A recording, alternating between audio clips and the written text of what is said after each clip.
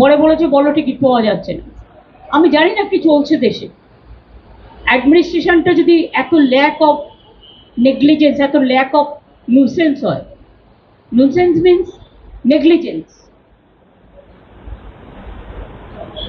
রেলে বারবার অ্যাক্সিডেন্ট, আপনারা জানেন এর আগে পুরীতে যেটা হলো সেটাও আমি গিয়েছিলাম। এখনো ওখানে মনে হয় প্রচুর ডেড বডি পড়ে গেছে, যাদের কোনো আইডেন্টিফিকেশন হয়নি, হয়তো এক রেটে পুড়িয়ে দেবে, অথচ যাদের গেল তাদের গেল। দেখুন, অ্যাক্সিডেন্ট হতেই পারে, অ্যাক্সিডেন্ট কারো হাতে নেই, এটা ফ্যাক্ট। কিন্তু সাথে সাথে এটাও ফ্যাক্ট, অ্যান্টি কলিউশন ডিভাইস আমি তৈরি করে দিয়ে এসেছিলাম।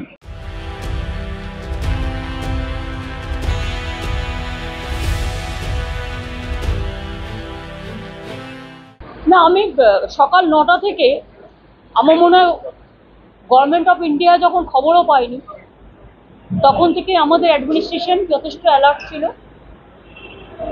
এবং সকাল 9টা থেকে আমি নিজে মনিটরিং করেছি যতক্ষণ পর্যন্ত টোটাল রেস্কিউ অপারেশন ওভার না হচ্ছে।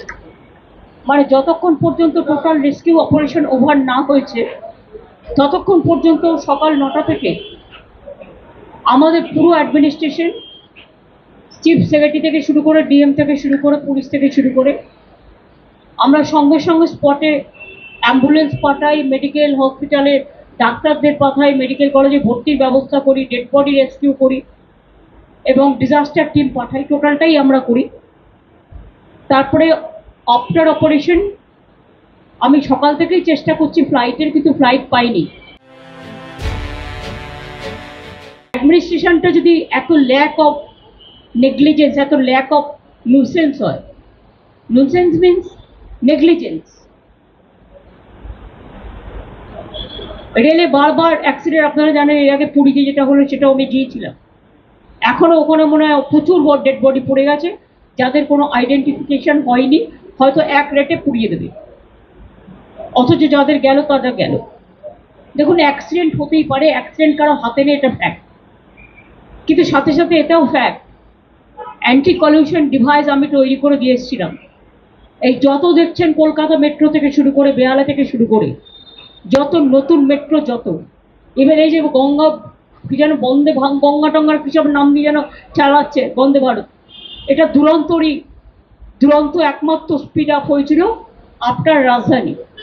সেটা কোথায় আমি জানি না, হয়তো সেটাকেই নকল করে একটা যতটুকু না করেছে তার থেকে বেশি ভাড়া বাড়িয়েছে।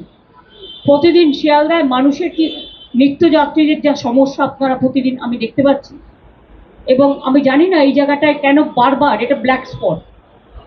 তার কারণ হচ্ছে এর আগেও গাইসাল ইনসিডেন্ট হয়েছিল, যেটা মনে রাখবেন, ওর থেকে একটু দূরে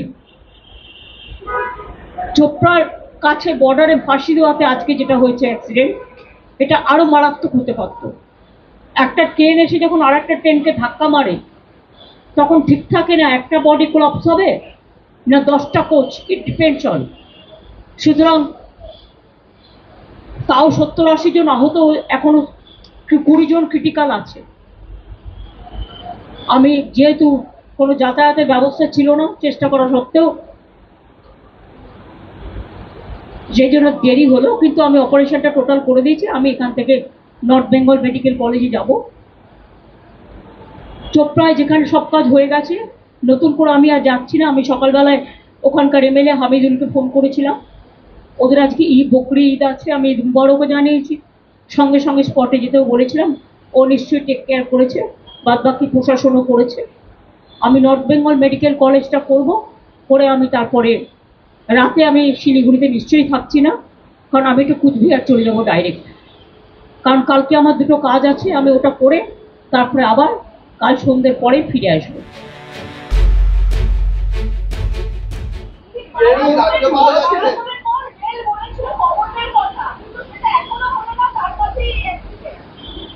কি বলেছিল?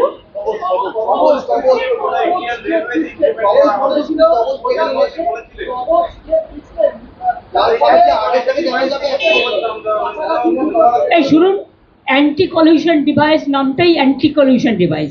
ওরা কিসের কি নাম দেবে তা আমার দেখার দরকার নেই। অ্যান্টি কলিউশন ডিভাইস আমি যখন রেল মিনিস্টার ছিলাম তখন করেছিলাম, এবং এর জন্য আমি কোঙ্কন রেলওয়েকে কাজে লাগিয়েছিলাম। মুম্বাইতে, গোয়াতে, আমি নিজে মাডগাঁওতে গেছিলাম। সেটা দেখার পরে এটাকে আবিষ্কার করে প্রত্যেকটা ট্রেনে লাগানো হয়েছিল, যদি ড্রাইভারও ঘুমিয়ে পড়ে অ্যালার্ম দেবে, দুটো ট্রেন কাছাকাছি চলে আসলে আটকে দেবে, এরকম নানা রকম সিগন্যালিং সমস্ত। সুতরাং ওরা ওদের ভাষায় প্রত্যেকটা জিনিস, ভাতটাকে এখন কেউ ভাত বলবে, কেউ রাইস বলবে, কেউ চাল বলবে, কেউ আবার আরো কিছু নতুন ভাষা যুক্ত করতে পারে, সেটা তার নিজের ব্যাপার। বল আগে মানুষের রক্ষা কবচ হল, তারপরে এই সমস্ত নানা রকম কথা বলবেন। আজকে তো আমি অনেককে শুনেছি, এটা ক্রিটিসিজম নয়, এটা একান্তই প্যাসেঞ্জার অ্যামিনিটিস এত কমে গেছে যে যাত্রী নাইট জার্নি করে, এমনকি যেগুলো স্লিপার কোচ, এমন বিছানা দেওয়া হয় শুতে, তাতে নানা রকম ডার্টি থিংস থাকে, বাথরুমগুলো পর্যন্ত ক্লিয়ার করা হয় না। Food quality also became very bad. আর এখন আর বলবো রেল ডিপার্টমেন্টও নেই, ওই ডিপার্টমেন্ট মানে ইয়াও হয় ওয়াও হয়। এখন তো আর রেলে বাজেট নিয়ে উঠিয়ে দিয়েছে, রেল মিনিস্ট্রিটা আছে, কিন্তু রেলের সেই আগের যে মাধুর্য সেটাকে নষ্ট করে দিয়েছে। সুতরাং rail have become totally পেরেন্টলেস।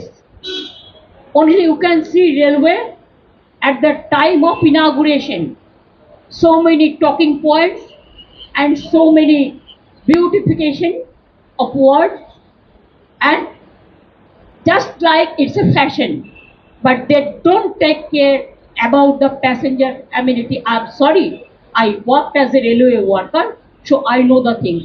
Even they are not taking care for the railway officials, railway engineers, railway technical staff, safety security officials, and the workers also. They are also in problem. Their old pension is been withdrawn, whatever I have seen through the newspaper. But totally, I am totally with the railway employees and railway officials. They are trying their best, but this government is careful only to take so many measures about the election, how to go for hacking, how to go for manipulation, how to go for rig the election, and if the number one is the party to it. I'm not only telling the government who are the organizer, then where the country will go. Is it not the mockery? I think they should give more time for the governance.